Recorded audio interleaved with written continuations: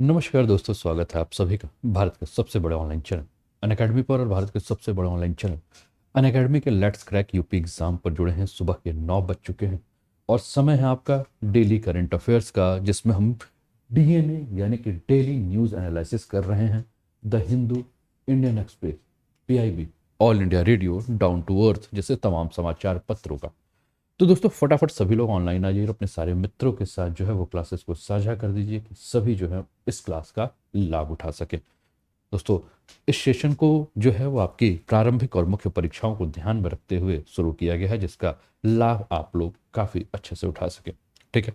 और इस समय आप जुड़े हैं दोस्तों इंडिया का लार्जेस्ट लर्निंग प्लेटफॉर्म अनअकैडमी पर, जहां यूपी पीएससी और यूपी ट्रिपल एससी के चैनल पर है, जहां यूपी पीएससी और यूपी ट्रिपल एससी को ध्यान में रखते हुए सारे कोर्सेज जो हैं इस चैनल पर इंडिया के टॉप एजुकेटर के द्वारा आप सभी के लिए उपलब्ध कराए जाते हैं।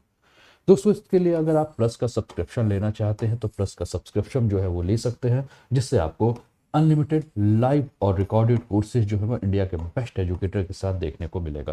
तो अभी तक आपने इस चैनल को सब्सक्राइब नहीं किया तो चैनल को सब्सक्राइब कर लीजिए। और चैनल को सब्सक्राइब करने के लिए जो आपको कोड यूज करना है, जैसे मेरा कोड है अनूप10, इस कोड का आप प्रयोग करके क्या कर सकते हैं, सब्सक्रिप्शन ले सकते हैं, जिससे कि आपको ज़्यादा से ज़्यादा लाभ मिल सके। तो फटाफट सभी लोग ऑनलाइन आकर अपने सारे फ्रेंड्स के साथ जो है क्लासेस को शेयर भी कर दीजिए। और जहां भी आप जिस प्लेटफॉर्म पे जुड़े हैं सभी जगह शेयर कर दीजिए कि सभी जो है इसका लाभ उठा सकें। है ना, हर प्लेटफॉर्म पर जो है इसे शेयर कर दीजिए कि सभी इसका लाभ उठा सकें। ठीक है, चलिए आगे बढ़ते हैं। दोस्तों अनअकैडमी का ये लर्निंग ऐप आप अपने मोबाइल पे डाउनलोड कर सकते हैं और यहाँ मोबाइल ऐप डाउनलोड करने के बाद आप अपने मोबाइल नंबर से इसे रजिस्टर कर ले सकते हैं। उसके बाद आप मैनेज गोल में जाकर अपने इच्छा अनुसार जो भी आपका गोल है उसे चूज कर सकते हैं। जैसे कि मान लीजिए कि आपका गोल है यूपी पीएससी और यूपी ट्रिपल एससी, तो इसमें आकर आप क्या कर सकते हैं, मुझे मेरे नाम से सर्च कर लीजिए और मुझे फॉलो कर लीजिए कि जो भी मेरी क्लासेस हैं, चाहे वो पेड क्लास हो चाहे फ्री क्लास हो, उन सभी का लाभ मिल सके। तो आप अनूप उपाध्याय नाम से मुझे सर्च करके और अनूप 10 कोड के माध्यम से, ये अनलॉक कोड का यूज करके आप क्या कर सकते हैं, जो पेड क्लास है उसका भी लाभ उठा सकते हैं। अनअकैडमी की एडवांटेज क्या है दोस्तों, तो एनी टाइम एनीवेयर आप लाइव और रिकॉर्डेड कोर्सेज अपनी सुविधा के हिसाब से देख सकते हैं। आपके पास अपॉर्चुनिटी है इंडिया के बेस्ट एजुकेटर और इन्फ्लुएंसर के साथ जुड़कर क्लासेस का लाभ उठाने का। आप मल्टीपल क्रॉसपॉन्डेंस कोर्सेज मिस कर सकते हैं। एकेडमिक कैलेंडर्स आपको आपके हैं पूरे events like workshop, study session, master classes आप कर सकते हैं। अनलिमिटेड क्विजेस कर सकते हैं आप, स्टडी मटेरियल पीडीएफ फॉर्मेट पे आपको मिलेंगे और multiple live doubt clearing sessions हैं। तो ये अनअकैडमी के एडवांटेज हैं जो कि आप सभी के स्क्रीन पर आपको नजर आ रहा है। दोस्तों ये मेरा प्रोफाइल है, more than 6 year teaching experience हो चुका है मुझे UPSC and state PSC as a faculty of geography, environment, ecology and current affair, और इसका आप लाभ उठा रहे हैं अभी मेरे साथ जुड़कर। दोस्तों इसके अलावा अगर हम बात करें तो UP PSC RO RO prelims booster को ध्यान में रखते हुए उन्नति बैच जो है, और ये आपका मंडे टू फ्राइडे शाम 6 बजे जो है वो टेस्ट सीरीज होता है, इसका भी आप लाभ उठा सकते हैं। इसके अलावा Pragati UP PSC RO RO prelims booster free test series है, 2 घंटे का, हर संडे को होता है, इसका भी आप लाभ उठा सकते हैं। इसके अलावा कुछ सेशंस हैं, इसका भी आप लाभ उठा सकते हैं। ठीक है, अनीता पाठक, रूबी रानी, स्वागत है। और फटाफट क्लासेस को एक बार शेयर कर दीजिए कि सभी के सभी स्टूडेंट जो हैं इसका लाभ उठा सकें। तो स्टार्ट करते हैं दोस्तों आज के सेशंस को और देखते हैं कि क्या है आज के सेशन में इंपॉर्टेंट हम लोगों के लिए, जिस पे हमें चर्चा करना है, और क्या क्या टॉपिक हैं जो the Hindu, Indian Express, PIB, All India radio, Hindustan time जैसे सब जो प्रमुख समाचार पत्र हैं वहां से हमारी परीक्षा को ध्यान में रखते हुए अति महत्वपूर्ण बन चुके हैं। ठीक है, तो पहला टॉपिक है दोस्तों, वो आपका सोर्स जो है द इंडियन एक्सप्रेस है। द इंडियन एक्सप्रेस से लिया हुआ टॉपिक है जो कि आपकी स्क्रीन पर आपको दिख रहा होगा।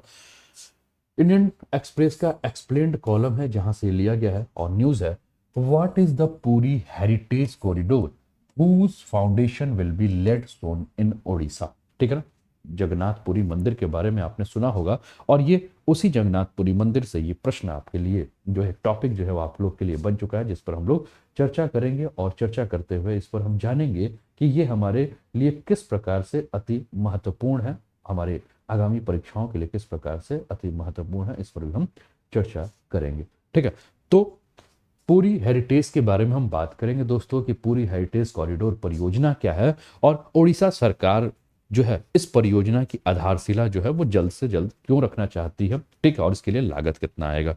तो दोस्तों जैसा कि हमने बात किया कि उड़ीसा सरकार जो है वो जल्द ही क्या करना चाहती है कि पूरी हेरिटेज कॉरिडोर की जो है वो आधारशिला रखेगी और उसका जो खर्च है वो लगभग 800 करोड़ रुपए का आएगा। इस परियोजना के बारे में बात करें दोस्तों तो ये परियोजना पूरी विश्व विरासत शहर के रूप में विकसित करने के लिए बुनियादी सुविधाओं का विस्तार तथा वास्तुकला की विकास को ध्यान में रखते हुए इस योजना के विस्तार को आगे बढ़ाया जाना है। इस योजना के बारे में हम बात करें अगर दोस्तों पूरी हेरिटेज योजना के बारे में, पूरी हेरिटेज कॉरिडोर परियोजना के बारे में, तो ये वर्ष 2016 में इस परियोजना के बारे में जो है वो परिकल्पना की गई थी, इसे परिकल्पित किया गया था 2016 में, और पूरी हेरिटेज कॉरिडोर का जो अनावरण किया गया था वो दिसंबर 2019 में पवित्र शहर पुरी के विरासत के एक अंतर्राष्ट्रीय स्थल में बदलने के लिए जो है वो किया गया था। इस परियोजना के बारे में और भी बात करें दोस्तों तो इस परियोजना का जो मुख्य उद्देश्य है कि जो भी आगंतुक या जो भी पर्यटक इस क्षेत्र में आते हैं, यानी कि पवित्र जगन्नाथ पुरी में जो जगन्नाथ मंदिर है वहां अगर घूमने आते हैं तो इसके आसपास के जो और भी प्रमुख हिस्से हैं वहां भी वो क्या करें, घूमें, और इसलिए इस क्षेत्र का जो है वो पुनर्विकास जो है वो किया जा रहा है। तो कुल मिलाकर अगर हम बात करें तो उसे एक टूरिस्ट स्पॉट के रूप में विकास करने की बात की जा रही है। इस परियोजना की अगर हम बात करें दोस्तों तो श्री जगन्नाथ मंदिर प्रशासन भवन पुनर्विकास एक 600 क्षमता वाला श्री मंदिर स्वागत केंद्र, जगन्नाथ सांस्कृतिक केंद्र, बांडा डांडा हेरिटेज स्टेटी केप, समुद्र तट का विकास, पूरी झील, मूसा नदी पुनरुद्धार योजना आदि जो है इस परियोजना के अंतर्गत शामिल किया गया है। आपके स्क्रीन पर दोस्तों ये जगन्नाथपुरी हेरिटेज कॉरिडोर परियोजना जो है इसका इमेज आपके स्क्रीन पर दिख रहा होगा और इस प्रकार से ही इस परियोजना को विकसित करने की बातें की जा रही हैं।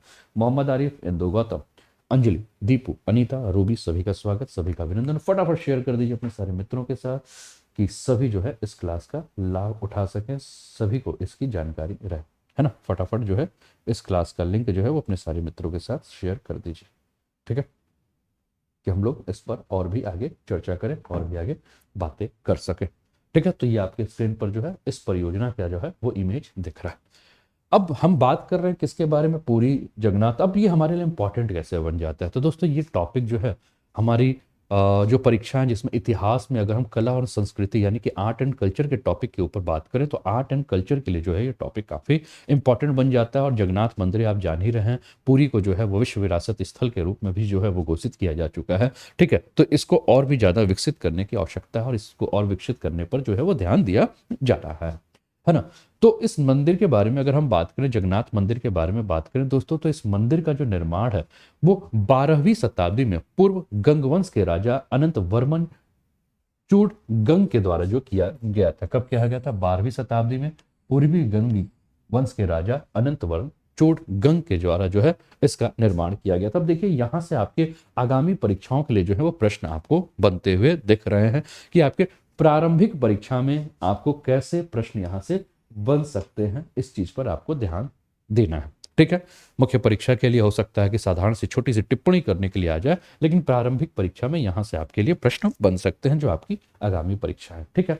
पौराणिक कथा के बारे में बात करें दोस्तों तो जगन्नाथपुरी मंदिर को यमनिका तीर्थ भी जो है वो कहा जाता है। और ऐसे हिंदू मान्यताओं के अनुसार अगर हम बात करें तो यहाँ जगन्नाथ की उपस्थिति के कारण जो है वो मृत्यु के देवता यम की शक्ति जो है वो समाप्त हो जाती है। तो इसका मतलब क्या? यमनिका तीर्थ, यानी कि कहा जाता है कि जो व्यक्ति जो है वो भगवान श्री जगन्नाथ के शरण में चला जाता है तो उसे मृत्यु का किसी भी प्रकार का जो है वो भय नहीं होता है, क्योंकि जो मृत्यु के देवता है कौन? यमराज, वो भी यहां आने से क्या होते हैं? डरते हैं। तो कुल मिलाकर ऐसी जो है वो मान्यता है, ठीक है। वास्तुकला के बारे में बात करें दोस्तों तो इस मंदिर को व्हाइट पैगोडा कहा जाता है और यह 4 तीर्थ धाम यानी कि बद्रीनाथ, द्वारका, पुरी और रामेश्वर में से एक है, ठीक है ना। जो 4 तीर्थ यात्रा हम कहते हैं ना, कर लो चारों धाम, मिलेंगे कृष्ण मिलेंगे राम, है ना। तो जो 4 आपकी जो है तो वो 4 आपका जो कौन कौन सा 4 धाम में आता है? आपका बद्रीनाथ, द्वारका, पुरी और रामेश्वर, ठीक है। और अगर आप इसकी स्थिति आप समझना चाहेंगे कि इसकी स्थिति कैसे है तो आप देखिए भारत के चारों कोनों को क्या किया गया है, इसके माध्यम से देखिए बांधने की कोशिश की गई है ना। तो सबसे पहले आप देखेंगे कि तो बद्रीनाथ आपको कहाँ नजर आएगा? उत्तर में नजर आएगा, है ना। उत्तर में आप जाएंगे तो आपको क्या नजर आएगा? बद्रीनाथ आएगा। ठीक है, पश्चिम में यहाँ जा रहे हैं आप तो क्या नजर आ रहा है आपको, द्वारिका नजर आ रहा है। ठीक है, पूरब में इधर जा रहे हैं तो आपको क्या नजर आ रहा है, पुरी नजर आ रहा है ना। और यहाँ से दक्षिण में जा रहे हैं तो आपको क्या नजर आ रहा है, रामेश्वरम जो है वो आपको नजर आ रहा है ना। तो कुल मिला के अगर हम बात कर रहे हैं तो हम क्या देख रहे हैं कि ये पूरा जो है वो भारत के जो ये 4 प्रमुख तीर्थ स्थान है उनको जो है इसके माध्यम से जोड़ने की जो है वो परिकल्पना जो है वो की गई है। ठीक है, तो ये 4 तीर्थ स्थान है। और ये मंदिर जो है कौन सा, पूरी मंदिर, इसको क्या कहा गया है, इसको व्हाइट पैगोडा जो है वो कहा जाता है। ठीक है, चले आगे बढ़े। ठीक है, अब मंदिर के बारे में अगर हम बात करें, प्रदीप सोन स्वागत है। अगर आप इस मंदिर के बारे में बात करें दोस्तों, कौन सा मंदिर, जो आपका जगन्नाथ मंदिर है पुरी का, जिस पे हम लोग चर्चा कर रहे हैं, तो इस मंदिर पे अगर हम देखें तो 4 जो है वो द्वार है। ठीक है, पूर्वी सिंह द्वार जो,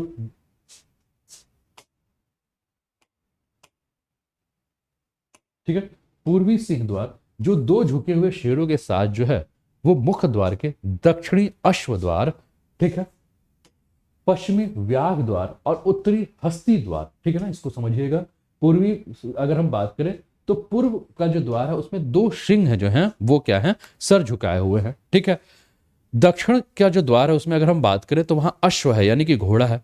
पश्चिमी अगर द्वार के बारे में बात करें तो वहां व्याघ्र यानी कि बाघ है। और उत्तर का जो है उसमें क्या है, हाथी जो है वो प्रतीक चिन्ह जो है वो बनाया गया है। ठीक है ना, इसके अलावा बात करें तो प्रत्येक द्वार पर एक विशेष प्रकार की जो है वो नक्काशी की गई है। जैसे प्रवेश द्वार के सामने अरुणा स्तंभ या सुर स्तंभ है। ठीक है ना, यानी कि जो मेन प्रवेश द्वार है उसके सामने की अगर हम बात करें तो वहां अरुण या सुर स्तंभ है। ठीक है ना, दूसरा अगर हम बात करें तो जो मूल रूप से कोणार्क के सूर्य मंदिर में था। महोत्सव के बारे में बात करें तो विश्व प्रसिद्ध रथ यात्रा और बहुधा यात्रा जो है यहाँ का प्रमुख महोत्सव है। ओडिशा के अन्य महत्वपूर्ण स्मारकों के बारे में अगर हम बात करें तो कोणार्क सूर्य मंदिर जिसको यूनेस्को ने विश्व धरोहर स्थल घोषित कर दिया है, तारा तारणी मंदिर है यहाँ, लिंगराज मंदिर है और उदयगिरी और खंडगिरी की गुफाएं जो है वो आपको यहाँ देखने को मिलेगी। ठीक है, तो आई होप कि आप आसानी से इस बात को समझ पा रहे होंगे। ठीक है, तो ये आपके लिए जो पहला टॉपिक था दोस्तों आपका आर्ट एंड कल्चर से संबंधित टॉपिक था और आपकी परीक्षाओं के लिए काफी महत्वपूर्ण टॉपिक है जिसका आप लाभ उठा सकते हैं। ठीक है, चले आगे बढ़े, बताइए आगे बढ़ा जाए।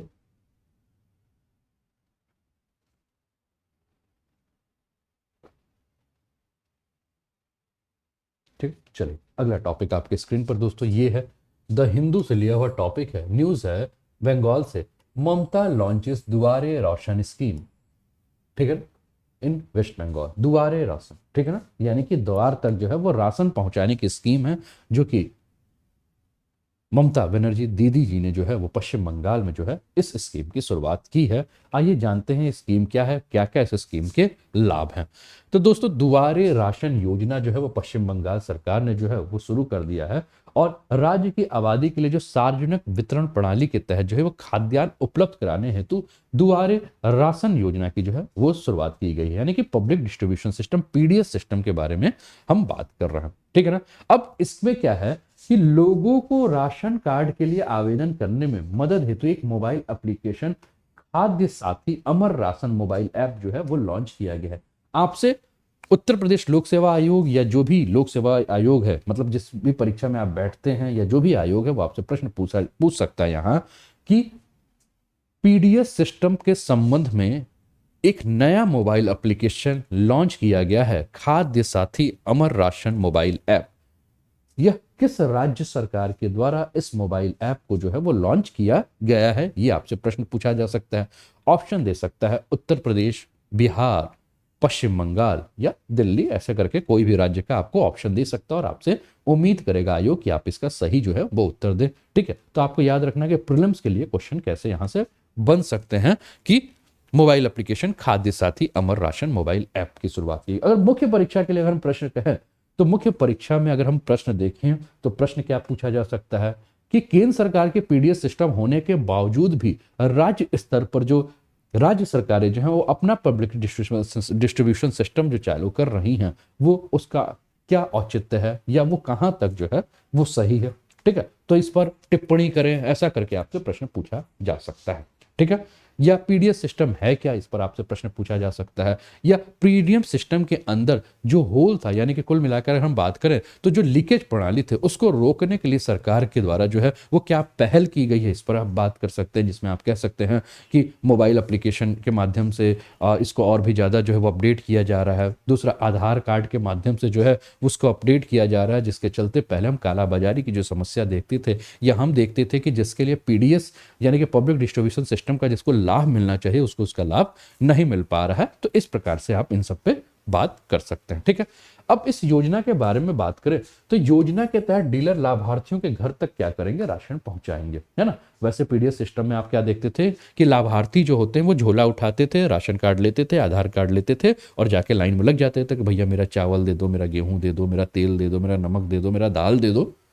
अब मैंने चावल तेल नमक गेहूं दाल इसलिए बोला क्योंकि उत्तर प्रदेश सरकार जो है वो मार्च तक जो है वो तेल दाल नमक चावल और गेहूं के साथ देने वाली है, ठीक है, मार्च तक। तो फिर प्रश्न उठेगा सर मार्च तक ही क्यों, क्या क्यों भैया फरवरी मार्च में जो है वो है चुनाव, ठीक है। अब चुनाव के बाद कौन पूछता है किसको, है ना। तो चुनाव तक आपकी यादें आएंगी। तो सरकार जो है इस योजना का जो है विस्तार कहां तक की है, सरकार इस योजना का विस्तार जो है वो फरवरी मार्च तक जो है वो कर दी है, ठीक है। लेकिन केंद्र सरकार ने इस योजना को जो है वो अपने यहाँ जो है अपने तरह से जो है कहा कि भैया बहुत ज़्यादा लोड पड़ रहा है तो इस योजना को हम क्या करेंगे, बंद करेंगे। दिल्ली सरकार जो केंद्र सरकार से सिफारिश भी कर रही थी कि भाई इस योजना को आप बढ़ा दीजिए क्योंकि समस्याएं जो है वो काफ़ी ज़्यादा आने लगेंगी, ठीक है। अब इस योजना पे अगर हम बात कर रहे हैं तो ये दुआर, ठीक है ना, राशन जो आपके द्वार पहुंचाने वाला। तो इसमें क्या है, डीलर सीधे क्या करेंगे कि जो लाभार्थी होंगे उनके घर जाएंगे, लो भैया तुम्हारा चावल आ गया, तुम्हारा गेहूं आ गया, तुम्हारा ये आ गया, इसका आप लाभ उठाइए।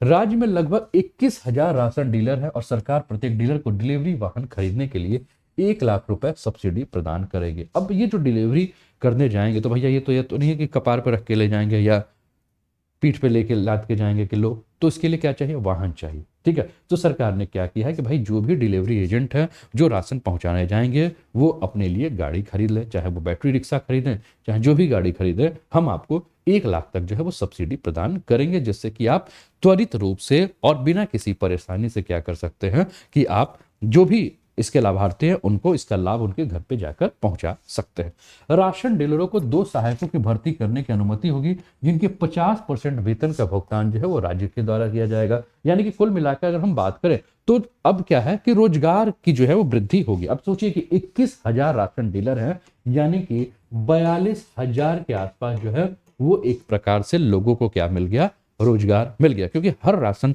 जो डीलर होगा वो क्या करेगा, 2 लोगों को। अब 2 लोगों को क्या हो सकता है, अपने परिवार के 2 लोगों के, मान लीजिए कि लल्लू राम नाम के कोई डीलर हैं, उनके बेटा है कलुआ, एक है मलुआ, है ना। तो कलुआ और मलुआ जो किसी काम के नहीं है तो उनको क्या करेंगे, चलो भैया तुमको हम 10-10 हजार रुपए पे हम क्या करते हैं, वेतन पे रख लेते हैं, आओ हमारे यहाँ तुम क्या करो, काम करो, ठीक है। अब वो 10,000 की जगह पे बाबूजी 5-6 हजार रुपया जो सरकार की तरफ से आ रहा है वही प्रदान करेंगे और 5,000, और लेकिन दिखाएंगे गवर्नमेंट को कि भैया हम इतना सैलरी जो है वो दे रहे हैं। तो कुल मिलाकर अगर हम बात करें तो 42,000 लोगों के लिए जो है एक प्रकार से रोजगार की शुरुआत की जा रही है, ठीक है। प्रत्येक वाहन को पड़ोस में सुविधाजनक स्थान पर खड़ा किया जाएगा ताकि निवासियों को राशन लेने के लिए 500 मीटर से अधिक चलने की आवश्यकता ना हो। इससे राज्य में करीब 10 करोड़ लोगों को जो है वो फायदा होने की उम्मीद है, ठीक है। अब प्रश्न ये आता है कि सर ये पब्लिक डिस्ट्रीब्यूशन सिस्टम यानी कि सार्वजनिक वितरण प्रणाली क्या है, जो कि मैंने कहा ना कि हो सकता है कि आपसे आयोग पूछ ले कि what is PDS system describe, ठीक है, या रिमार्क्स, है ना। आपको पीडीएस सिस्टम के ऊपर क्या कह सकता है कि भैया आप बताइए कि क्या है या इस पर टिप्पणी कीजिए। तो दोस्तों भारत के बारे में हम बात करें, अभी कुछ दिन पहले आपने देखा कि कल या परसों के न्यूज़पेपर में आपको देखने को मिला होगा कि सुप्रीम कोर्ट ने एक बड़ी तीखी टिप्पणी की है किसके ऊपर, केंद्र सरकार के ऊपर, कि भारत में जो है वो लोग भूख से मर रहे हैं, ठीक है ना। और ग्लोबल हंगर इंडेक्स में भी अगर हम देखें तो भारत की स्थिति काफी खराब हमें देखने को मिली थी, है ना। अब ग्लोबल हंगर इंडेक्स ने यह भी बताया कि भारत में जो है वो भूख से काफी ज्यादा लोग जो है मर रहे हैं, कुपोषण की मात्रा बढ़ रही है, लोगों के अंदर कुपोषित बच्चे हो रहे हैं, ठीक है। तो ये सारी जो समस्याएं हैं उस पर जो है सुप्रीम कोर्ट ने सीधा सवाल पूछा। लेकिन आपको याद होगा कि जब ग्लोबल हंगर इंडेक्स जारी किया गया था तो भारत सरकार के कुछ मंत्रालय जो कि संबंधित हैं सारी स्कीम से, उन्होंने सीधे ये कहा था कि ग्लोबल हंगर इंडेक्स जारी करने वाली जो संस्था है उसने सही तरीके से जो है इसका सर्वे नहीं किया है और मनमानी तरीके से जो है इस आंकड़े को जारी कर दिया गया, जो कि सही नहीं, क्योंकि भारत सरकार में ऐसे बहुत सारी योजनाएं चल रही हैं जो कि लोगों के खाद्यान्न समस्या या भुखमरी की समस्या को निदान करने के लिए कार्य कर रही है। ठीक है, लेकिन फिर से प्रश्न ये उठता है कि भूख से अभी भी लोग जो है वो भारत में परेशान है। भारत में अभी भी काफी सारे लोग जो हैं वो कुपोषण की समस्या से जूझ रहे हैं, है ना। तो इस पर सुप्रीम कोर्ट ने पूछा भी था कि भारत केंद्र सरकार बताए कि वो किस प्रकार से योजना बना रही है कि कुपोषण की समस्या से निदान करे। तो सबसे पहली योजना जिस पर अगर हम बात करें, जिस पर केंद्र सरकार हमेशा अपना पीठ थपथपाती है, चाहे वो कोई भी आजादी के बाद से लेकर वर्तमान तक अगर हम बात करें तो कोई भी केंद्र सरकार हो, ठीक है, तो सभी अपना क्या करते हैं, पीठ थपथपाने का काम करते हैं। और एक स्कीम का नाम जो है सबसे पहले सभी लेते हैं, वो क्या कहते हैं कि भैया सार्वजनिक वितरण प्रणाली का हम क्या कर रहे हैं, प्रयोग कर रहे हैं, पीडीएस सिस्टम के जो है वो प्रयोग कर रहे हैं।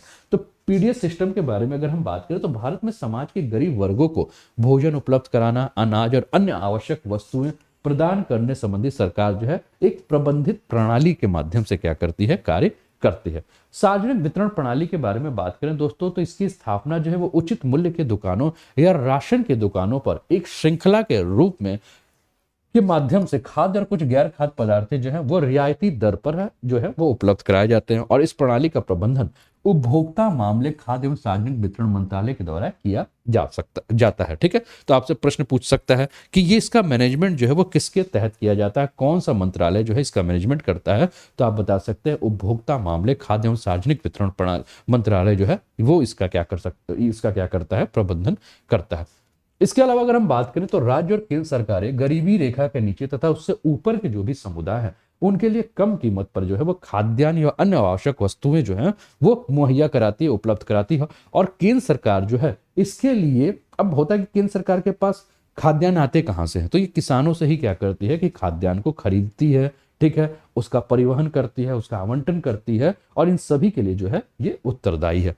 राज्य सरकार कार्ड और दुकानों के माध्यम से इन राशन कार्ड धारकों की पहचान और उपलब्धता का एक नेटवर्क स्थापित करना सुनिश्चित करती है। यानी कि केंद्र सरकार जो है वो खरीद करेगी, परिवहन करेगी, आवंटन करेगी, और राज्य सरकार की क्या जिम्मेदारी होगी कि राज्य के जो भी नागरिक हैं उन्हें क्या किया जाए कि उनको पूरी तरह से उनका डेटा ले लिया जाए, जिससे कि उनको सही प्रकार से जो है इस सुविधा का लाभ पहुंचाया जा सके। केंद्र सरकार किसानों से न्यूनतम समर्थन मूल्य पर खाद्यान्न खरीदती है और इसे केंद्रीय निर्गम मूल्य पर राज्यों को क्या करती है, बेचती है। जैसे कि आप देखते हो ना कि केंद्र सरकार क्या करती है, गेहूं खरीदती है, धान खरीदती है, मंडी में जाकर जो किसान है जो अपना धान बेच देते हैं, गेहूं बेचते हैं, और उसके लिए एक मिनिमम सपोर्ट प्राइस यानी कि न्यूनतम मूल्य लागत जो है वो निर्धारित करते हैं कि आपका गेहूं इतने से कम में नहीं खरीदा जाएगा, आपका धान इससे कम में नहीं खरीदा जाएगा, आपका दाल इससे कम में नहीं खरीदा जाएगा, आपका सरसों तेल इससे कम में नहीं खरीदा जाएगा। ठीक है, तो एक मूल्य क्या कर देती है, सपोर्टिंग प्राइस जो है, न्यूनतम समर्थन मूल्य क्या कर देती है, निर्धारित कर देती है। और उसके बाद वो क्या करती है, राज्य सरकारों को केंद्रीय निगम मूल्य पे जो है वो बेच देती है, और राज्य सरकार क्या करते हैं, अपने यहाँ जो है उसको अपने राज्य में जो है उसको आवंटन करते हैं, उसको वितरण करते हैं। ठीक है, क्लियर है। सार्वजनिक वितरण प्रणाली के तहत वर्तमान में वितरण के लिए राज्यों, संघ राज्य क्षेत्रों में गेहूं, चावल, चीनी, मिट्टी तेल जैसे वस्तुओं का वितरण किया जाता है। लेकिन वर्तमान में आप देख रहे हैं कि बहुत सारे राज्य ऐसे हैं जो दाल, सरसों तेल, नमक, मसाले इनका भी वितरण कर रहे हैं।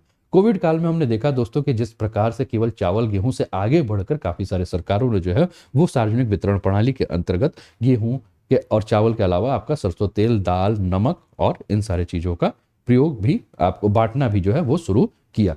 कुछ राज्य केंद्र शासित प्रदेश सार्वजनिक वितरण प्रणाली आउटलेट्स के माध्यम से बड़े पैमाने पर खपत के अतिरिक्त वस्तु जैसे दालें, खाद्य तेल, आयोडीन युक्त नमक, मसाले आदि का भी वितरण करते हैं। ठीक है, राष्ट्रीय खाद्य सुरक्षा अधिनियम 2013 के बारे में बात करें दोस्तों, तो राष्ट्रीय खाद्य सुरक्षा अधिनियम 2013 जो है वो कानूनी रूप से 75% गरीब ग्रामीण आबादी और 50% शहरी आबादी को लक्षित सार्वजनिक वितरण प्रणाली के तहत रियायती खाद्यान्न प्राप्त करने का अधिकार देता है। देखिए बहुत ही इंपॉर्टेंट ये टॉप लाइन हो गया है ना, ये आयोग प्रश्न बना देता है। ठीक है ना, बहुत इंपॉर्टेंट है, केवल ऐसे ही इसको नहीं जाने देना है। ठीक है, कितना, 2013 कानूनी रूप से 75% ग्रामीण और 50% जो शहरी नागरिक हैं, ठीक है ना, आबादी जो है उनको खाद्यान्न आवंटन करना या खाद्यान्न प्राप्त करने का जो है वो कानूनी अधिकार जो है वो प्रदान करता है। ठीक है, इसको आप ध्यान दीजिएगा। ठीक है, कानूनी रूप से तो ये प्रश्न पूछा जा सकता है कि क्या मौलिक अधिकार है या कानूनी अधिकार है। ठीक है ना, ये प्रश्न बन सकता है कि राष्ट्रीय खाद्य सुरक्षा अधिनियम 2013 जो है किसी भी व्यक्ति को, चाहे वो ग्रामीण क्षेत्र का 75% आबादी वाला हो या शहरी क्षेत्र का 50% आबादी वाला हो, उसको खाद्यान्न प्राप्त करना उसका मौलिक अधिकार है, कानूनी अधिकार है। ठीक है ना, यहां से आयोग आपको कंफ्यूज करेगा। आप सोचेंगे कि भाई खाद्यान्न पीडीएस सिस्टम तो भैया कानूनी अधिकार है, इस चीज को आप ध्यान रखिएगा। देखो बहुत बेसिक बेसिक चीज है जहां से आप लोगों को प्रश्न बनता है और फिर आप लोग कहोगे कि सर आयोग प्रश्न कहां से बनाते हैं, आइए आयोग के प्रश्न बन कहां से रहे, है ना, दिक्कत आने लगती है ना, गलतियां होने लगती है। फिर आप कहोगे सर पढ़ा तो था लेकिन इस माइन्यूट चीज पर ध्यान नहीं दिया था। तो दोस्तों बहुत सारी चीजें ऐसी होती है जो आप लोग पढ़ते हो, है ना, वो आपके आंख के सामने से गुजर जाती है ना, और आप उस पर ध्यान नहीं देते हो। और फिर आपको लगता है पढ़ा तो था, फिर छूटा कैसे। फिर आप जब रीडिंग करते हो, फिर जब आप रीडिंग मारते हो, फिर रीडिंग मारते हो, तो छोटी छोटी चीजें जो है वो आपके आंख के सामने आती है और आयोग वहीं से प्रश्न बनाता है। आयोग कहीं हवा से नहीं, आयोग कहीं आसमान से और स्वर्ग से नहीं प्रश्नों को लेकर आता है। आयोग वहीं से प्रश्न बनाता है जिस किताबों को, जिस सामग्री को आप पढ़ रहे हो, लेकिन पढ़ने में आपने क्या किया कि कहीं चूक कर दी, आपने ध्यान नहीं दिया और वहां से आयोग जो है वो प्रश्न बना लिया। ठीक है, कौन कौन जुड़ा है इस समय, सभी को समझ में आ रहा है ना, बताइए।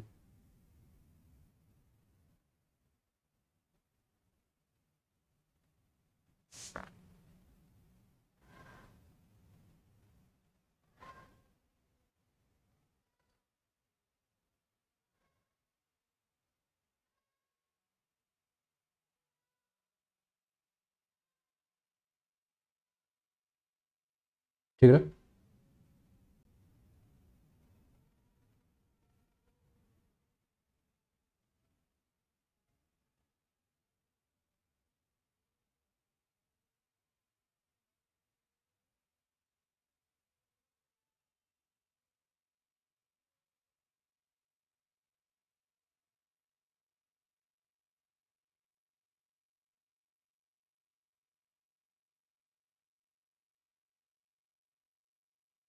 सभी को समझ में आ रहा है।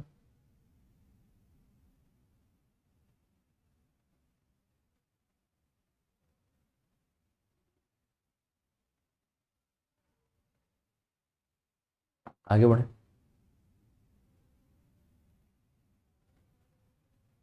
चलिए। अगला न्यूज है आपके स्क्रीन पर दोस्तों, द हिंदू से लिया हुआ न्यूज है constitutional court can't interfere with temple ritual, supreme court. ठीक है ना, ये मामला है पूजा पद्धति से, ये मामला है। सुप्रीम कोर्ट ने कहा कि जो कॉन्स्टिट्यूशनल संवैधानिक जो संस्थाएं हैं, वो संस्थाएं किस, कौन सा व्यक्ति कैसे पूजा करता है या कौन सा धर्म कैसे पूजा करता है, उसे पूजा करने की पद्धति क्या है, उसमें इंटरफेयर नहीं करेगा, उसमें हस्तक्षेप नहीं करेगा। ठीक है ना, संवैधानिक कोड जो है, संवैधानिक जो भी संस्थाएं हैं, वो नहीं करेगा। इस पर हम बात करेंगे और ये इंडियन पॉलिटिक आपके लिए इंपॉर्टेंट टॉपिक जो है वो बन गया है। किस प्रकार से इंडियन पॉलिटिक का इंपॉर्टेंट टॉपिक बना है, इस पर हम चर्चा करेंगे, इसको समझने का प्रयास करेंगे कि कहां से बन। अब देखिए यहीं से मेंस के क्वेश्चन बनेंगे आपके। न्यूज क्या है, तो जैसा कि मैंने कहा कि सुप्रीम कोर्ट ने क्या कहा है और हाई कोर्ट के द्वारा जो है, ठीक है ना, दोनों के द्वारा मंदिरों में जो दैनिक अनुष्ठान होते हैं, वो अनुष्ठान कैसे होंगे, कौन करेगा, कब करेगा, इसमें कहा है कि भैया हम हस्तक्षेप नहीं करेंगे, हमें दूर रखिए, हमारा काम ये नहीं है कि हम बताएं। सुप्रीम कोर्ट में हुआ क्या था दोस्तों, एक रीट दायर की गई थी और उस रीट में यह कहा गया था कि जो प्रसिद्ध तिरुमाला तिरुपति मंदिर है, ठीक है ना, उसमें परंपरा के अनुसार जो है वो अनुष्ठान नहीं किया जा रहा है। ठीक है ना, काफी सारे लोगों ने इस मंदिर का नाम सुना होगा, नहीं भी सुना होगा तो अगर साउथ की मूवीज आप देख रहे होंगे ना, दक्षिण भारत वाली जो मूवीज आती हैं, है ना, जो बॉलीवुड से तो मुझे लगता है कि कई मामले में जो है बेहतर कहानियां लेकर आती हैं, और बॉलीवुड में तो कई सारे मूवी को आप देखोगे तो साउथ का सीधे कॉपी कर दिया जाता है। बस बॉलीवुड के जो बड़े एक्टर्स होते हैं वो उसमें दिखते हैं, लेकिन कहानी जो है वो कॉपी ही रहती है। काफ़ी सारे बॉलीवुड के फेमस फिल्म आप देखेंगे जिसमें कि महानायक से लेकर और बहुत सारे बड़े बड़े एक्टर जो है वो काम कर रहे हैं, तो पता चला कि वो तो 2-3 साल पहले साउथ के किसी मूवी में आ गए हैं। तो साउथ की मूवी में आप एक मंदिर का हमेशा उल्लेख देखते होंगे, वो है आपका तिरुपति बालाजी का जो मंदिर है, तिरुमाला तिरुपति मंदिर। ठीक है, तो ये जो मंदिर है, तो कुल मिला के बात करें तो इसमें एक अनुष्ठान हो रहा है, उस पर जो जीत याचिका दायर की गई थी कि भाई इसमें जो अनुष्ठान हो रहा है वो सही तरीके से नहीं आ रहा है। सुप्रीम कोर्ट ने क्या कहा इस पर हम बात करेंगे। तो सुप्रीम कोर्ट ने कहा कि संवैधानिक अदालतें जनहित याचिकाओं के आधार पर मंदिर में किए जाने वाले दिन प्रतिदिन के अनुष्ठान और सेवाओं में हस्तक्षेप नहीं कर सकते। जब रिट दायर किया गया था तो सुप्रीम कोर्ट ने कहा कि भाई सबका पूजा करने का अपना तरीका होता है, अपनी पद्धति होती है, हम कैसे उस पर हस्तक्षेप करें, हम नहीं कर सकते। इसके अलावा सुप्रीम कोर्ट की टिप्पणी क्या थी कि मंदिर में अनुष्ठान रीति रिवाज और परंपराओं के अनुसार किया जा रहा है अथवा नहीं, धार्मिक विद्वान और पुजारी इस पर बेहतर जांच कर सकते हैं, क्योंकि भाई हम पंडित जी थोड़ी हैं, हम पुजारी थोड़ी हैं, हम उस क्षेत्र के प्रकांड विद्वान तो है नहीं, है ना। हम तो कानूनी रूप से जो है वो प्रकांड है, कानून रूप से हमें जानकारी है, लेकिन मंदिर में कौन सा काम अच्छे से किया जा रहा है, नहीं किया जा रहा है, रीति रिवाज और परंपराओं के साथ जो है पूजा पद्धति को किया जा रहा है कि नहीं, वो तो मंदिर के जो पंडित जी होंगे वो बताएंगे, जो धार्मिक विद्वान होंगे वो बताएंगे, जो पुजारी होंगे वो बुझाएंगे। और सीधे सुप्रीम कोर्ट ने यहां आर्टिकल का एक प्रयोग किया है, ठीक है, और कहा है कि आर्टिकल 226 और 32 के तहत संवैधानिक न्यायालयों का रीट अधिकार क्षेत्र जो है वो क्या है, आपका सीमित है, ठीक है ना। इस प्रकार के मामले जो हैं, ठीक है, अब रीट याचिका दायर की गई तो सीधे कहा कि 226 हाई कोर्ट, 32 सुप्रीम कोर्ट, दोनों के जो है एक लिमिट है भैया, कि हर जगह जो है टांग नहीं लड़ा सकता, एक लिमिट को क्रॉस नहीं कर सकता। अब आर्टिकल 32 क्या है, जो कि सुप्रीम कोर्ट को अधिकार देता है, ठीक है। तो संविधान का अनुच्छेद 32 जो है वो संवैधानिक उपचारों के अधिकार से संबंधित है, ठीक है ना, तथा संविधान के भाग 3 में प्रदत्त अधिकारों के प्रवर्तन हेतु उपयुक्त प्रक्रिया द्वारा सर्वोच्च न्यायालय में समावेदन करने का अधिकार जो है वो प्रदान करता है। बहुत इंपॉर्टेंट है, जिसको स्क्रीनशॉट लेना है स्क्रीनशॉट लेकर शेयर कर दीजिए, है ना। बसंत मौर्य स्वागत है। तो मैंने कहा कि बहुत इंपॉर्टेंट आर्टिकल 32 के बारे में हमने बात किया कि संविधान का अनुच्छेद जो 32 है वो क्या है, संवैधानिक उपचारों का जो है अधिकार से संबंधित है, संविधान के भाग के 3 प्रदत्त अधिकारों के प्रवर्तन हेतु जो है प्रक्रिया के द्वारा जो है वो सर्वोच्च न्यायालय में अगर हम बात करें तो समावेदन का अधिकार जो है वो प्रदान करता है, ठीक है। क्या कहा गया आर्टिकल 32 में, तो आर्टिकल 32 में जो कहा गया वो कहा गया है कि संविधान के भाग 3 के द्वारा प्रदत्त अधिकारों में से किसी को प्रवर्तित करने के लिए उच्चतम न्यायालय को ऐसे निर्देश अथवा आदेश या रिट की जिसके अंतर्गत बंदी प्रत्यक्षकरण यानी कि हैबस कॉर्पस, परमादेश यानी कि मेमोरेंडम, प्रतिषेध यानी कि आपका प्रोहिबिशन, अधिकार पृच्छा यानी कि क्वारंटो और उत्प्रेषण यानी कि क्रेटोरियो रिट शामिल है, जो कि समुचित हो जारी करने की शक्ति होती है, ठीक है ना। अब इस जो टॉपिक है इससे संबंधित मुद्दों पे अगर हम बात करें तो इस संविधान के द्वारा अन्यथा प्रावधान किए जाने के सिवाय इस अनुच्छेद के द्वारा प्रत्याभूत अधिकारों को निलंबित नहीं किया जा सकता है, और केवल उन मौलिक अधिकारों के उल्लंघन किए जाने पर कोई व्यक्ति अनुच्छेद 32 के तहत सीधे उच्चतम न्यायालय का जो है वो दरवाजा खटखटा सकता है, ठीक है। अब अगला है इसमें, क्या मूल अधिकारों के उल्लंघन संबंधी मामलों में उच्च न्यायालय से संपर्क किया जा सकता है। अगर मान लीजिए किसी व्यक्ति का मूल अधिकारों का हनन हो रहा है तो क्या वो हाई कोर्ट में संपर्क कर सकता है, यानी कि हाई कोर्ट में रिट दायर कर सकता है। तो दोस्तों सिविल या आपराधिक मामलों में किसी पीड़ित व्यक्ति के लिए उपलब्ध जो आपका पहला ट्रायल कोर्ट है होता है, उसके बाद उच्च न्यायालय और फिर उच्चतम न्यायालय में वो अपील कर सकता है। मूल अधिकारों के उल्लंघन संबंधी मामलों में पीड़ित व्यक्ति अनुच्छेद 226 के तहत उच्च न्यायालय अथवा अनुच्छेद 32 के तहत सीधे उच्चतम न्यायालय में अपील कर सकता है। यह भी बहुत ही ज्यादा इंपॉर्टेंट लाइन है आप लोगों के लिए, बहुत ही ज्यादा, जिसको कहते हैं ना कि यहां से आयोग का प्रश्न जो है वो बनता चलेगा, ठीक है ना।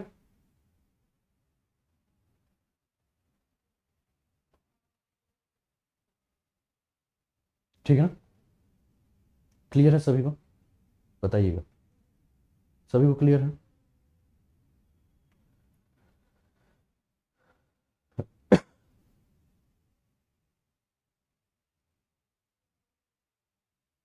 ठीक है, क्लियर, आगे बढ़े। अनुच्छेद 226 हालांकि अनुच्छेद 32 की भांति मूल अधिकारों से संबंधित नहीं है। अनुच्छेद 32 के बारे में अगर हम बात करें तो उच्चतम न्यायालय द्वारा की गई हाल में जो टिप्पणियां अनुच्छेद 32 के संदर्भ में वो क्या क्या है, तो रोमेश थापर बनाम मद्रास राज्य 1950 का मामला हम लेते हैं। क्या मामला है, रोमेश थापर बनाम आपका मद्रास राज्य का, जिसमें सर्वोच्च न्यायालय ने एक टिप्पणी की थी और उसमें कहा था कि अनुच्छेद 32 मूल अधिकारों के प्रवर्तन हेतु प्रत्याभित उपाय प्रदान करता है, ठीक है। यह अनुच्छेद जो है वो इस अदालत को मूल अधिकारों के रक्षक और प्रत्याभूति पदार्थों के रूप में अधिकार प्रदान करता है और यह अदालत जैसे सौंपे गए उत्तरदायित्वों सहित मूल अधिकारों के उल्लंघन किए जाने के विरुद्ध सुरक्षा की मांग करने वाली याचिकाओं पर सुनवाई का लगातार इंकार नहीं कर सकता है। इसके अलावा अतिरिक्त जिला मजिस्ट्रेट जबलपुर बनाम SS शुक्ला 1976 का एक मामला है। इस मामले को अभी अगर हम लेके देखें तो उसमें उच्चतम न्यायालय ने क्या टिप्पणी की थी। अब मामला कब था? 1976। क्या लगा था उस समय? 75 का इमरजेंसी और उसके जस्ट बाद का मामला था, आपातकाल के बाद का, ठीक है ना। तो सीधे ये कहा गया था, इसमें सुप्रीम कोर्ट की टिप्पणी थी कि आपातकाल के दौरान नागरिकों को अनुच्छेद 32 के तहत अदालत में अपील करने का अधिकार जो है वो क्या हो जाता है? रद्द हो जाता है। यानी कि आपातकाल में जो है वो नागरिकों का मूल अधिकार जो है वो, कुछ मूल अधिकार जो है वो क्या हो जाते हैं? आपके छीन लिए जाते हैं, ठीक है। तो आपातकाल के दौरान जब भी इमरजेंसी लगे तो नागरिक ये नहीं कह सकता। जैसे कि बात आप ध्यान रखिएगा, इमरजेंसी तो बहुत बड़ा चीज हो गया, लेकिन एक छोटा लॉकडाउन के समय आपको याद होगा दोस्तों, जब आपका लॉकडाउन लगा था तो उस समय भी काफी सारे अधिकार लिए गए थे, है ना। जैसे कि आप सभा नहीं कर सकते, आप इधर उधर नहीं जा, जब एकदम पूर्ण संपूर्ण लॉकडाउन लगा था तो बहुत सारी चीजें रोक दी गई थी। तो जब इस प्रकार की कोई विपरीत परिस्थिति आए या आपातकाल लगे तो आदमी के बहुत सारे किसी व्यक्ति के जो नागरिक है उनके बहुत सारे जो है वो अधिकारों को छीन लिया जाता है। संवैधानिक विशेषज्ञों का कहना है कि अंततः उच्च न्यायालय और इसके न्यायाधीश जो हैं वो अपने विवेक पर जो, मतलब उनके विवेक पर निर्भर करता है कि जिस मामले में सुनवाई की जा रही है, ठीक है, वो सुनवाई उच्च न्यायालय में भी की जा सकती है और उस मामले में उच्चतम न्यायालय द्वारा हस्तक्षेप किया जाए अथवा नहीं, ये भी, ठीक है, ये भी इसके अंतर्गत जो है वो कहा जा रहा है, ठीक है। चलिए आगे बढ़ते हैं दोस्तों, और ये लक्ष्य यूपीपीएससी 2022 का आप लोगों को दिख रहा है जो कि बैचेस हैं, स्वागत है। और इसमें मेरी क्लासेज जो है फिजिकल ज्योग्राफी की जो है वो चल रही है, इसका आप लाभ उठा सकते हैं, ठीक है। अगर आप लाइव देख सकते हैं लाइव देखिए, नहीं देख सकते हैं रिकॉर्डेड देखिए, फिजिकल ज्योग्राफी क्लास है, ठीक है। और अभी तक आपने सब्सक्रिप्शन लिया तो अच्छी बात है, नहीं सब्सक्रिप्शन लिया तो अनूप 10 कोड के माध्यम से आप क्या कर सकते हैं? सब्सक्रिप्शन ले सकते हैं। और सब्सक्रिप्शन है तो आप क्या कर लीजिए?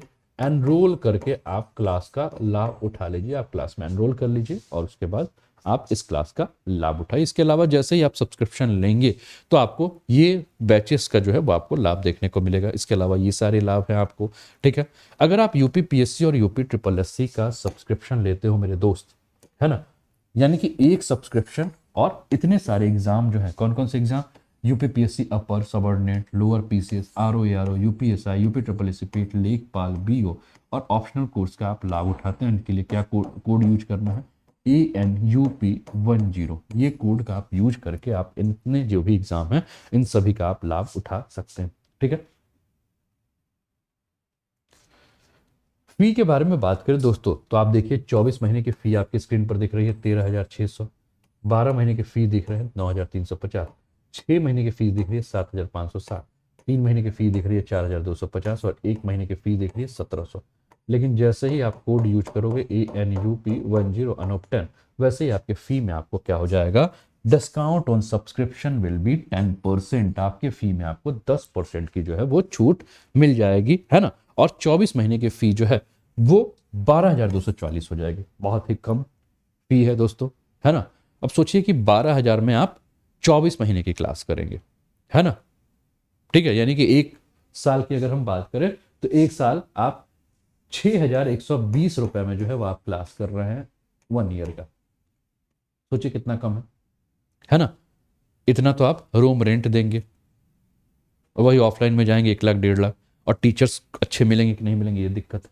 12 महीने की फी 8,415, 6 महीने की 6,885, 3 महीने की 3,825 और 1 महीने की 1,500 फी है। तो इसका लाभ आप लोग उठाइए। कोड क्या यूज करना है? कोड यूज करना है अनूप 10 का। अगर दोस्तों आप लोग का कोड एक्सपायर हो चुका है और आप कोर्स को फिर से रिन्यूअल कर रहे हैं तो आप नए मोबाइल नंबर और नए ईमेल आईडी का प्रयोग करके आप कोर्स को जो है वो रिन्यू कर सकते हैं, ठीक है। और कैसी लग रही है क्लास? आप लोग को सभी को समझ में आ रही है कि नहीं, है ना? एंजॉय कर रहे हैं आप लोग सेशन को? बताते चलिए। सेशन एंजॉय कर रहे हैं सभी लोग? बताते चलिए।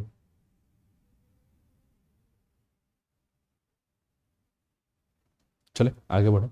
सुपर कॉम्बो सब्सक्रिप्शन ऑफर है दोस्तों, जिसमें UP PCS, UP triple SC और बिहार के टॉप एजुकेटर के द्वारा जो है, बिहार के जो टॉप एजुकेटर है, ठीक है, इनका आप लाभ उठा सकते हैं, जिसमें 6 महीने की फी जो है वो 7,960 और 12 महीने की 10,620 है। और इसके लिए आप अनूप 10 का कोड जो है वो यूज कर सकते हैं और इस कोड से भी आपको 10% ऑफ मिलेगा। बॉक्स बाउंड्री, अगर आपको लगता है कि किसी भी क्लास में कोई भी एजुकेटर जो है कुछ भी इनअप्रोप्रिएट पढ़ा रहा है, तो आप क्या कर सकते हैं कि आप क्लेम कर सकते हैं कि ये टॉपिक जो है वो गलत है, या टीचर जो है अपनी क्लास में किसी प्रकार से किसी लैंगिक, धार्मिक, सामुदायिक, सांस्कृतिक, भाषाई भेदभाव के बारे में बात करता है, तो भी आप क्या कर सकते हैं, क्लेम कर सकते हैं। प्रदीप का प्रश्न है कि सर ज्योग्राफी ऑप्शनल कब से शुरू होगा, है ना?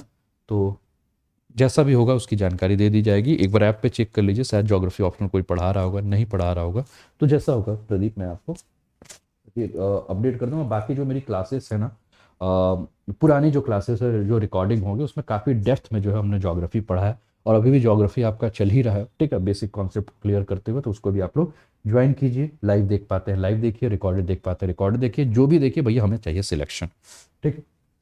अगला न्यूज है दोस्तों, हिंदुस्तान टाइम से लिया हुआ न्यूज है, जो कि आपके स्क्रीन पर आपको दिख रहा है सभी को। हिंदुस्तान टाइम से लिया हुआ न्यूज है PM Modi to address first audit दिवस, ठीक है। फर्स्ट ऑडिट दिवस से संबंधित है। क्या ही ऑडिट दिवस, पर हम बात करते हैं, समझते हैं इस टॉपिक को। PM Modi to address first audit Diwas today, here's more on it.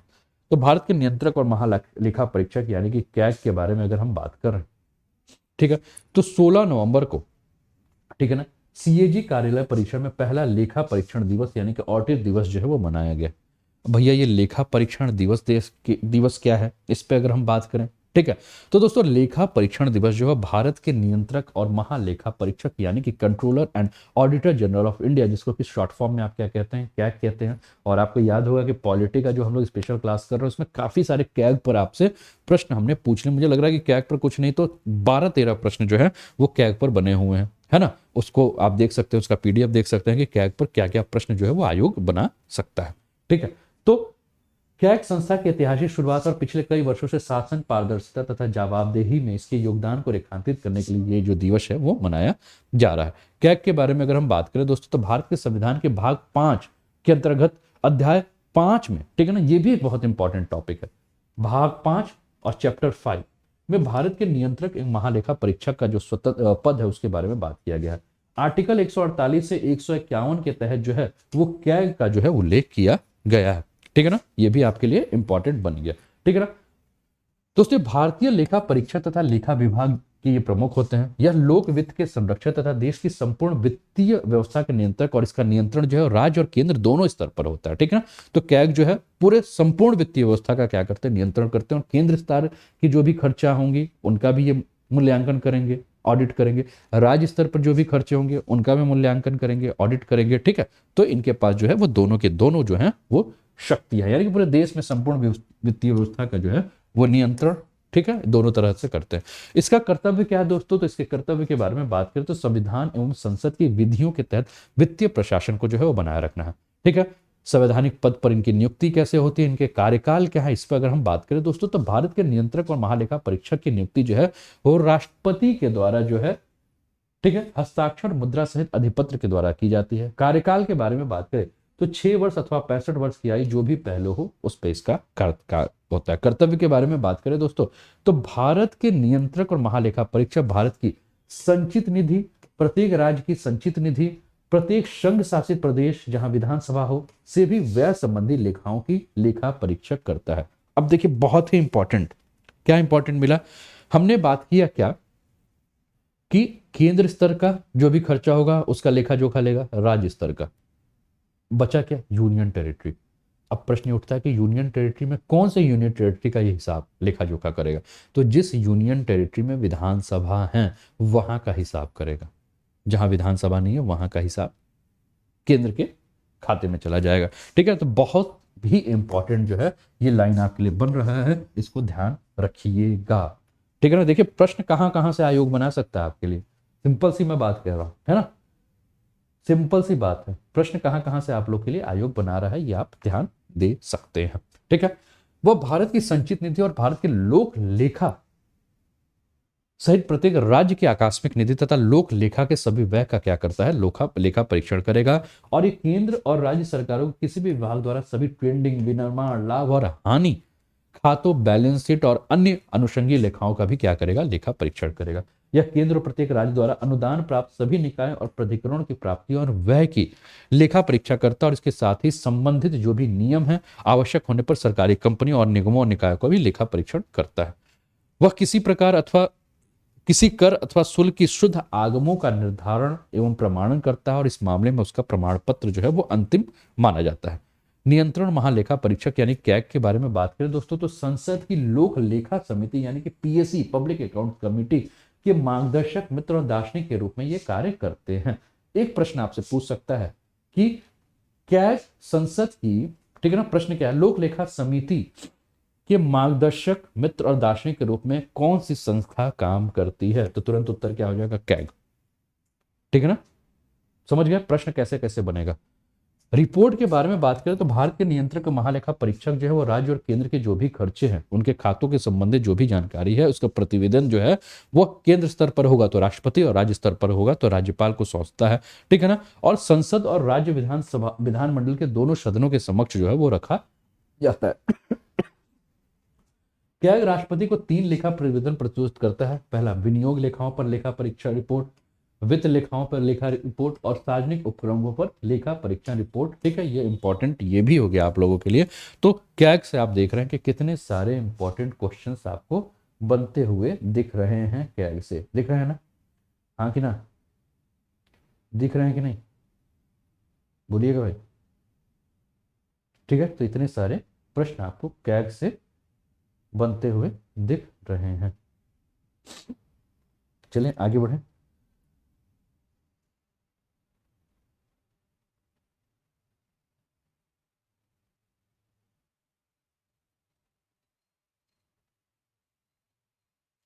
चल, अगला टॉपिक है दोस्तों, द हिंदू से लिया हुआ टॉपिक है only 1032 doubtful cases from NRC referred for further action. NRC और सीए के बारे में आपने काफ़ी सारी बातें जो है वो पढ़ी हैं, काफ़ी हमने चर्चा भी कर लिया है। अब इस न्यूज़ पर आप आते हैं, राष्ट्रीय नागरिक रजिस्टर यानी कि एनआरसी क्या है, नेशनल रजिस्टर ऑफ सिटीजन क्या है। और आसाम में दोस्तों एनआरसी, अब देखा था पीछे जब कोविड का स्टार्ट हो रहा था तो पूरे देश, अगर हम बात करें तो हमें पूरे देश में क्या दिख रहा था, एक ही बवाल दिख रहा था, सी ए एन आर सी, एक जगह बात हो रही थी कि एनआरसी जो है और सी ए जो है वो एक धर्म विशेष की जो है वो क्या करेगी, नागरिकता छीन लेगी, जो कि ऐसा एक लोगों को बहकाया गया इस तरह से कह के, लेकिन ऐसा कुछ नहीं है। इस पर अगर हम बात करें, अब आसाम में जो आपका राष्ट्रीय नागरिक रजिस्टर यानी कि नेशनल रजिस्टर ऑफ सिटीजन जो है, उसका अंतिम मसौदा में जो आया है, उस अंतिम मसौदे में केवल 1000 संदिग्ध मामलों को आवश्यक कार्रवाई के लिए संबंधित जिला आयुक्तों के पास भेजा गया। इसके पहले लाखों में ये मामले थे। ठीक है, लेकिन अब अंतिम जो आया है उसमें ये पाया गया है कि 1000 लोग जो है वो संदिग्ध हैं, और इनके बारे में जानना है कि कहाँ के हैं, कौन है, क्या ये दूसरे देशों से, बांग्लादेश, म्यांमार से पलायन होकर यहाँ है। तो एनआरसी के बारे में बात करें तो 31 अगस्त 2019 को प्रकाशित जो अंतिम मसौदा था उसमें राज्य में 3.29 करोड़ आवेदकों में से 19 लाख से अधिक को राष्ट्रीय नागरिक रजिस्टर सूची से बाहर रखा गया था। ठीक है ना, समझिएगा, 19 लाख लोग जो है इस सूची से जो हो गए थे वो क्या हो गए थे, बाहर हो गए थे, और इसलिए बहुत बड़े लेवल पर जो है वो हंगामा पूरे देश में हमें देखने को मिला था। इस राशि सूची को तैयार करने में 1220 करोड़ रुपए की राशि जो है व्यय हुई है। सरकार ने राष्ट्रीय नागरिक रजिस्टर को उसके मौजूदा स्वरूप में खारिज कर दिया था, और बांग्लादेश की सीमा पर लगे क्षेत्रों में कम से कम 30% और राज्य के बाकी हिस्सों में 10% नामों को क्या किया, पुनः सत्यापन करने के लिए कहा।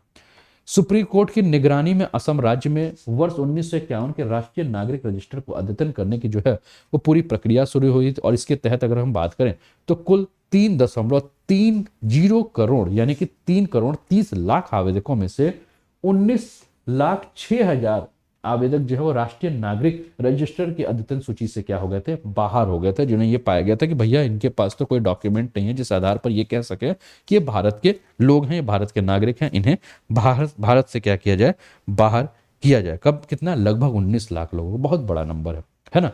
लेकिन अब जो अंतिम आया उसमें कितने हैं, केवल 1000 लोग, 1032 लोग जो हैं वो डाउटफुल हैं। क्या है आपका राष्ट्रीय नागरिक रजिस्टर? तो राष्ट्रीय नागरिक रजिस्टर मुख्यतः अवैध भारतीय नागरिकों को आधिकारिक रिकॉर्ड है। इसमें नागरिकता अधिनियम 1955 के अनुसार भारतीय नागरिकों के रूप में पात्र व्यक्तियों के बारे में जनांकीय विवरण जो है इसमें दिया गया है।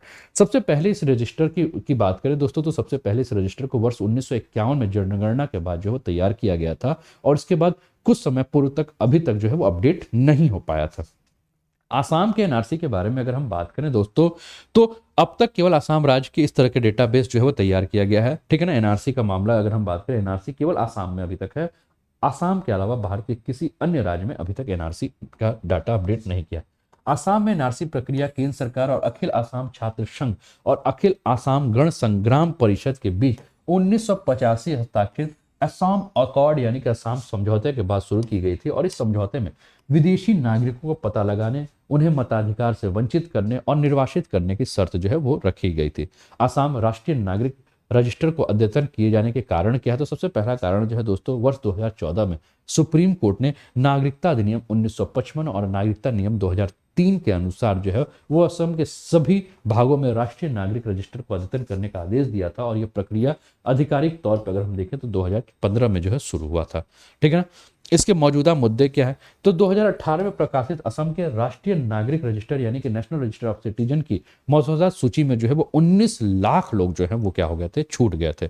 सुप्रीम कोर्ट के द्वारा जो नियम जारी किए गए थे उसके अनुसार ये कहा गया कि राष्ट्रीय नागरिक रजिस्टर मसौदा सूची से बाहर राज्य होने जो भी व्यक्ति जो है सूची से बाहर जो भी व्यक्ति हो चुके हैं, उनको खुद को राष्ट्रीय नागरिक रजिस्टर में शामिल करने हेतु किए जाने वाले दावों और किसी अन्य व्यक्ति की सूची में शामिल होने पर किए जाने वाले आपत्ति की सुनवाई की प्रक्रिया के दौरान अपनी बायोमेट्रिक्स पहचान जो है वो दर्ज कराना क्या हो जाएगा, अनिवार्य हो जाएगा।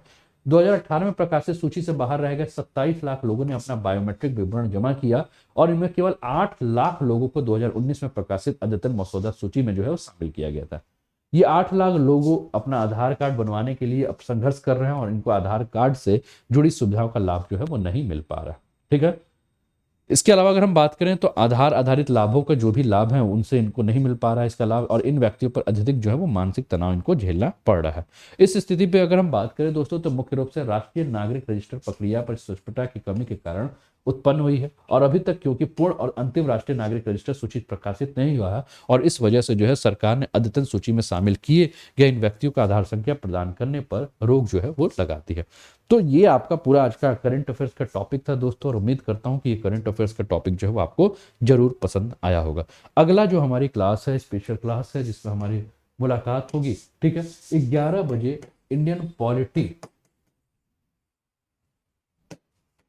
का मल्टीपल चॉइस सेशन है, एमसीक्यू सेशन है इंडियन पॉलिटी का। इसमें आप जरूर जुड़ें। कितने बजे? 11 बजे। और शाम को 5:45 पे अगर हम बात करें तो हिस्ट्री एमसीक्यू का सेशन है, इसमें भी आप जरूर जुड़िए और इसका भी आप लाभ लीजिए, ठीक है। और दोस्तों ये टेलीग्राम चैनल है अनअकैडमी का, लेट्स क्रैक यूपी एग्जाम, तो अभी तक आपने ज्वाइन नहीं किया तो ज्वाइन करके इसका लाभ उठाइए।